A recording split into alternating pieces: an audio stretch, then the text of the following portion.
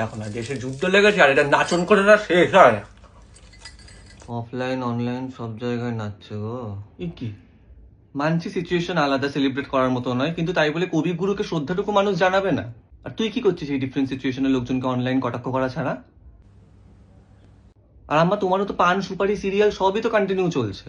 আর জ্ঞান শুরু হ্যাঁ, দেখলি পাঠালাম তোকে ফোনে, বিশ্বযুদ্ধ শুরু হয়ে গেছে তো, ওদিক থেকে মারছে, এদিকে আমরা তো সব উড়িয়ে দিচ্ছি এদিক থেকে। হ্যাঁ হ্যাঁ, তুই শোন, তুই একটু এক্সট্রা টাকা তুলে রাখিস, ক্যাশ ক্যাশ একটু বেশি করে তুলে রাখিস। আর এদিকে ওদিন কি ফোনে সোশ্যাল মিডিয়ায় যা কিছু দেখছো সবকিছু সত্যি নয়। Stop spreading unauthorised news. তুমি নিজেও প্যানিক করছো, বাকিদেরও প্যানিক করাচ্ছ।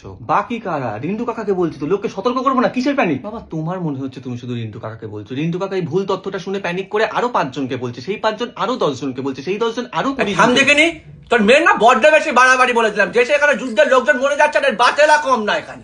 তোরাই তো আমাদের এটা বলিস স্টে স্ট্রং স্টে স্ট্রং, আমরা স্টে স্ট্রংই তো হচ্ছি।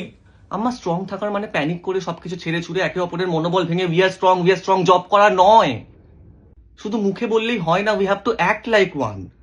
শান্ত মাথায় প্যানিক না করে লোকজনকে শুধুমাত্র সঠিক তথ্য পাস অন করে, গভর্নমেন্ট যদি কোনো রুলস এন্ড রেগুলেশন দিচ্ছে সেগুলোকে ফলো করে জাস্ট নিজের জীবনযাপন করো, ব্যাস।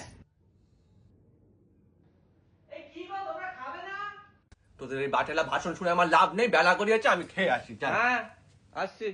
হ্যাঁ যেটা বলছিলাম, শোন, বেশি করে টাকা তুলবি আর